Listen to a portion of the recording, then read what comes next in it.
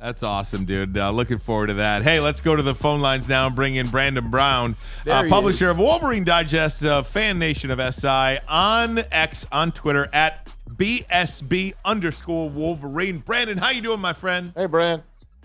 I'm good, man. I'm jealous. I'm hearing about these draft parties, and Brandon's gonna get the. What are you gonna go? Are you gonna go with the AI braids? You going straight back? We going zigzag? What are we doing? You know what? I'm gonna mix it up a little bit. I'm gonna add some of the AI flavor into it, man. Maybe 1, 2, 3, maybe 4, and kind of connect them a little bit. You know, I'm old. I don't want to do too much. I want to keep it 41, maybe 36. Ooh, man, I got 40 coming in June, man. You do whatever you want. We're doing whatever we want in our 40s out here these days. Amen to that. I'm 40. I'm a man. Amen to that. Hey, Brandon, let me ask you. You know, we've been so focused on the NFL draft, and go back to the NFL Combine where 18 Michigan Wolverines players were involved, the most ever by one team at the NFL Combine. Who's left on this team? Who's left? What's been happening in Ann Arbor during spring ball?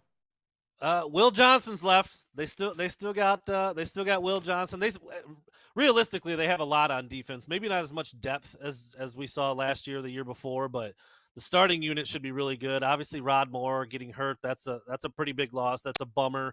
But the defense across the starting unit should be really, really solid. On the offense, a lot of question marks. I mean, you lose a quarterback like JJ, 6 offensive linemen, it's weird to have 6 linemen at the combine, but Michigan did that. So they're going to have a bunch of new faces up there, but guys who have played, and then after that, you've got some guys hoping to take a big step. I mean, Colston Loveland might end up being one of the best tight ends in the country, but he just needs to take a step still, another step, more production. And then the wide receiver room, same thing. Guys who have made a play here, a play there, Samaj Morgan, Tyler Morris, but they're going to need a lot more. And I mentioned JJ being gone. The quarterback's probably, that's probably question number 1. So yeah, there's plenty to watch for on Saturday at the spring game, heading into the season. But defense should be really, really good. Maybe not as deep. Offense, we'll see. We'll see what the O-line looks like. We'll see who runs away with that quarterback spot. And then Michigan, they're still going to run the ball. And then we'll see who can step up and catch a few here and there. Brandon, let's not beat around the bush. Let's get right into it. You lose Jim Harbaugh, which is one of the more iconic coaches in the last, you can say 25 years in college football in terms of what he's done. You lose 18 players. I meant count them, 18 players. A couple of them listed to potentially go in the first round. You're losing a lot. So let's not cut any corners and say it's going to be tough for the Michigan Wolverines. Now, my question to you is, Sharon Moore, first-year head coach, what can we really expect out of him and this team, considering the conference has changed, has a different look to it, it has a different aesthetic to it? Insert USC, insert Oregon, insert Washington, insert UCLA, different aesthetic to it. What can we really hope for? And don't forget, $13 million was spent by that team down south. So what can we expect them to do in the Big Ten? Yeah, I mean, I think it's important to start right there with what you said. Even if Jim Harbaugh had come back, it's been rough. Be tough. Yeah, I mean, you look at who they lost personnel-wise in that schedule. Comparing this year's schedule to last year's schedule is like it's almost like it's not the same sport. Some of the games they're going to have and doing it with a bunch of new guys, especially on offense. I mean, if you're Sharon Moore, you didn't get a raw deal. I'm not trying to make it. I'm trying. No, not at all. You got a job. You got a job. Absolutely, a fantastic job. Exactly. All new staff, a lot of new players, and a much tougher schedule. Any way you slice it, at home and on the road, and coming off 15-0, it's not going to be that. I mean, there's just no way. There's no way that it's not a step backwards. And I say that with, again, the most respect in the world for Sharon Moore, because I think I would have said the exact same thing for Jim Harbaugh. So, you start going down the schedule and looking at where there's potential wins and losses. And in the past, Michigan would always have maybe 2 or 3. You look at the schedule, say it's a 2 or 3 game schedule. It's Ohio State, it's Penn State. Year to year, maybe it's Michigan State, and then once in a while you'll have an an out of conference game in there. This year it's like 5 or 6. Like there's 5 or 6 games where if Michigan loses, you're like, well, that's what happens when you lose all these guys, when you lose your whole staff, you lose Harbaugh, and you've got this schedule. So you say, okay, if there's 5 or 6 that you could potentially lose, then you got to win half of them, and you got to get 9 or 10 wins. That's where it's got to be, coming off of 15-0 with a defense like you think you're probably going to have, and hopefully you can piece it together on offense with a new quarterback, with a new O-line. I think he's got, 9 wins has got to be the floor. I think that has to be the floor, and you hope to get to double digits, and maybe that puts you in the top 12 and you're running around in the playoff again. I think that would be phenomenal for Sharon Moore in year 1. Brandon, let me take a step back because I haven't seen you in a very long time, and since the last time I saw you, Michigan has become the national championship. So to that I say congrats to you as well. Maz is wearing the shirt representing that team 144, I do believe.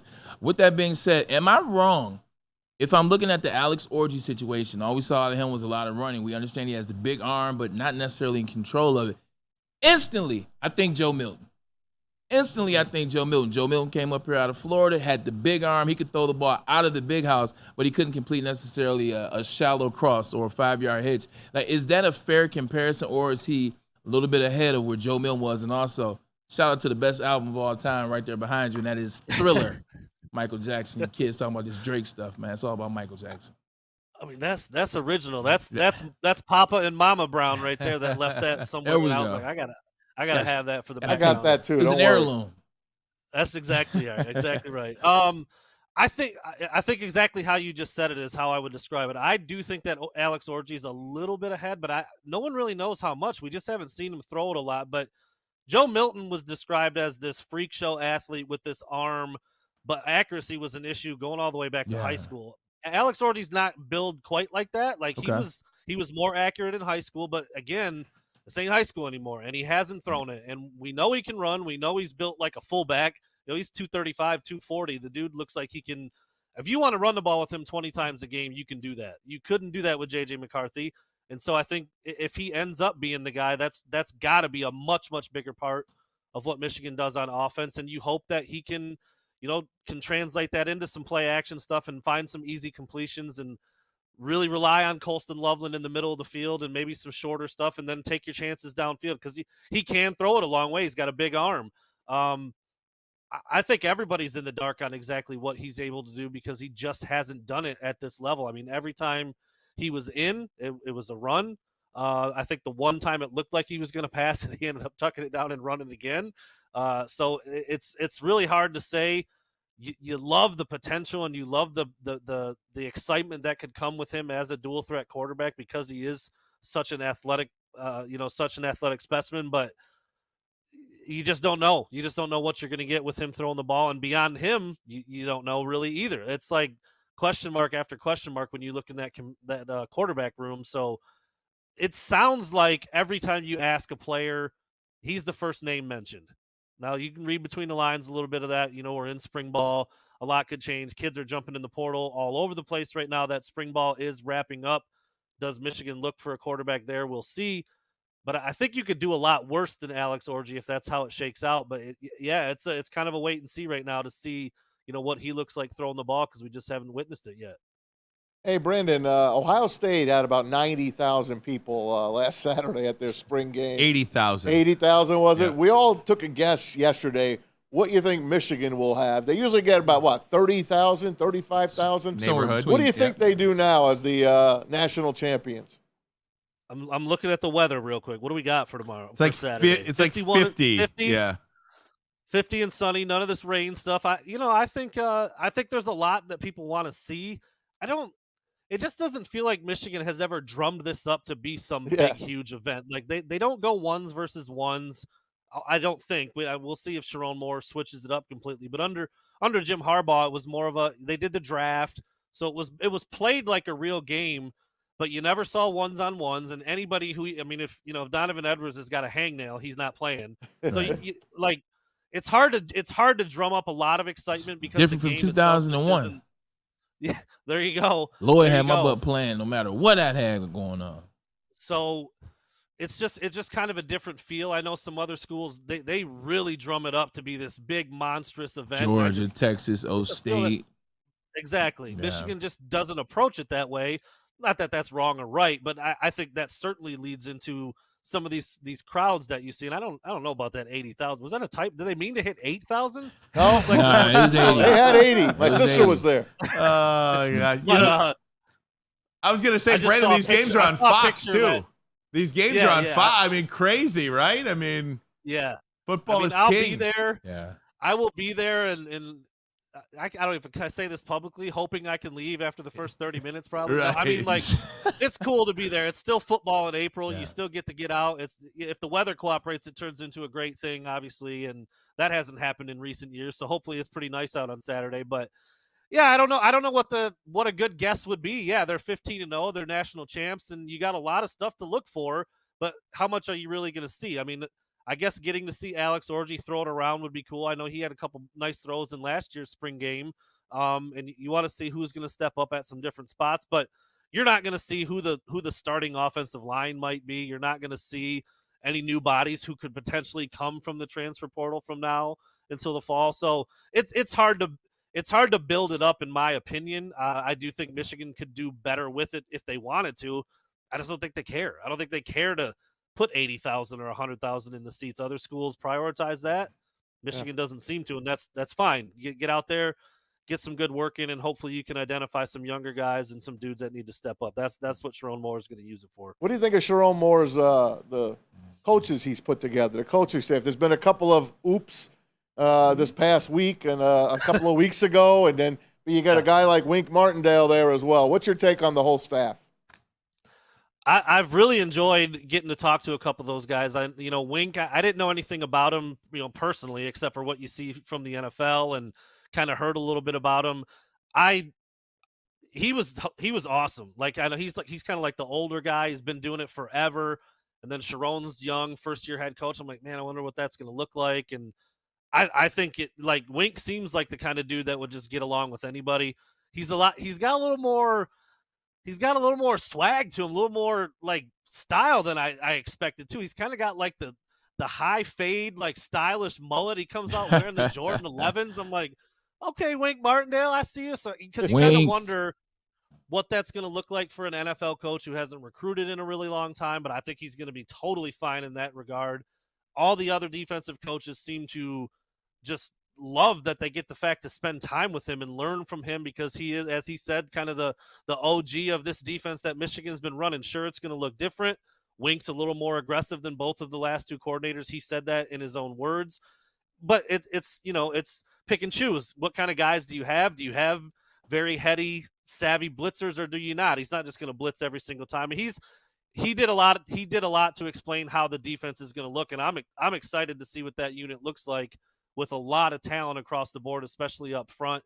And then some of the other guys, that I didn't know anything about Lamar Morgan. I didn't know anything about Coach Esposito. I didn't know anything about these guys. And I seem to find myself really enjoying everything that they've had to say, kind of the way that they conduct themselves. I think Lamar Morgan, he might have said more concrete stuff in his one press conference than I've heard from the Michigan coaches in 8 years. And I don't know if that was on purpose. He said, when Rod Moore gets his surgery, and you kind of see the sports information director like, oh, we don't do that here. Don't say that. But and then he talked about Will, and everybody knows it. He's like, Will Johnson's a starter. I know you guys all know that. And I'm like, well, we do, but the coaches don't usually say that. So no, I like the vibe of every guy that they brought in. Tony Alford again. I mean, like, that was a pretty big surprise that all of a sudden the Ohio State running backs coach is just in Ann Arbor doing his thing. And It's wild. he was pretty. It's very strange to see that. He was pretty cool to talk to about, just what that's like. 9 years in Columbus, and now you're in Ann Arbor. And I thought he was gonna slip up. He said like wearing this, and he almost like couldn't say. He ended up saying wearing this Block M. I was like, he doesn't even know what to call it yet. He's only been here a month, but no, I really like the staff. It's a good mix of veteran and young, and I think it's going to be good for Sharon Moore in his first go.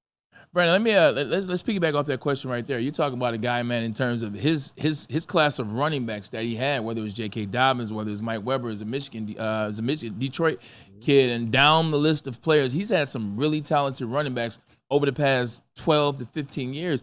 What made somebody like that leave Ohio State? Obviously, we know Ryan Day is a faltering situation, but Ohio State's still Ohio State. Did he speak to why he left? Did he speak to what that move was?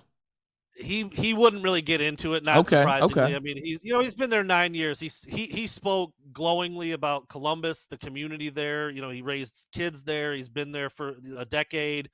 He talked about how good it was for his career professionally and the people that he was working with, and that's to be expected. I do get the sense that there had to be some fracturing with Ryan Day. I can't really.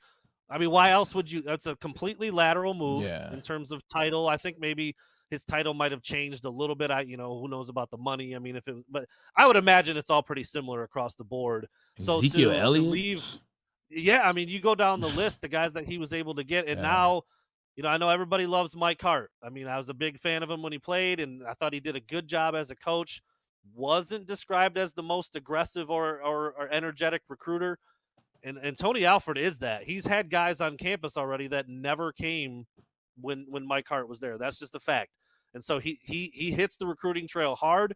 He's going to have phenomenal inroads with the state of Ohio, which Michigan always recruits, and then beyond. I mean, Michigan's in Texas, so is Ohio State. Michigan's in Florida, so is Ohio State. So he knows all those coaches across the country when it comes to recruiting the top flight kids. And what running back wouldn't want to come to Michigan the way that they've used that position over the last couple of years? So he's got some big fish on the line already. We'll see how it shakes out. It's hard to get Ohio kids out of Ohio, but he's trying. He already knows Donovan Edwards well, recruited him very hard. He knows Jordan Marshall well. He recruited him very hard when he was at Ohio State. So I think it makes a lot of sense for Michigan, and they had a void to fill. But in terms of exactly why he left Ohio State, you could just kind of he just said very vaguely it just felt like the right time to leave. Now you can do what you want with that, but that to me means like something wasn't quite right, and so he had this opportunity. He said he's known Sharon for a while, thinks he's a star, and there you have it. Brandon, last one for you, and I appreciate your time here. I wanted to bring up somebody that you just mentioned. That's Donovan Edwards. He's a guy that I think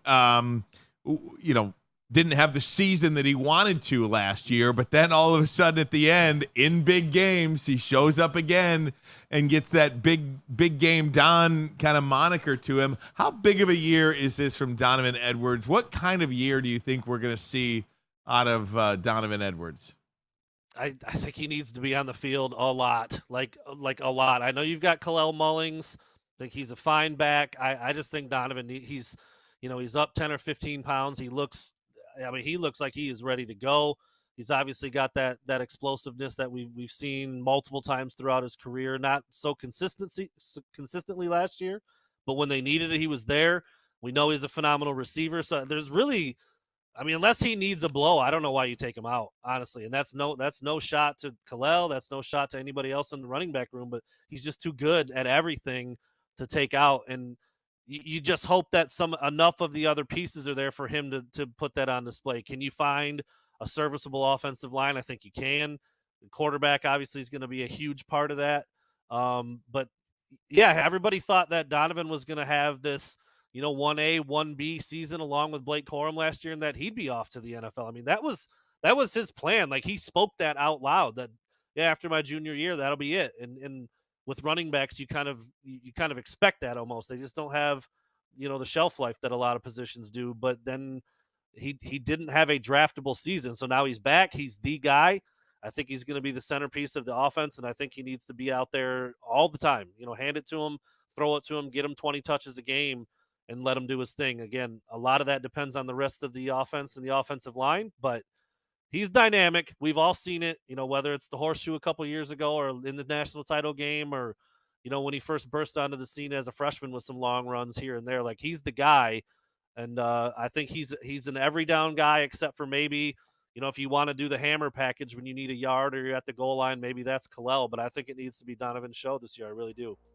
Brandon Brown, follow him on X on Twitter at BSB_Wolverine, publisher of Wolverine Digest, a fan nation of Sports Illustrated. Brandon, thanks so much for your time, buddy. Enjoy Saturday, and we look forward to talking to you down the road. Hope you can get out early, pleasure, man. Leave early. Yeah, appreciate you guys. 30 minutes. 30 minutes. That's it, buddy. I'll see you, B. Thanks, buddy. You got it.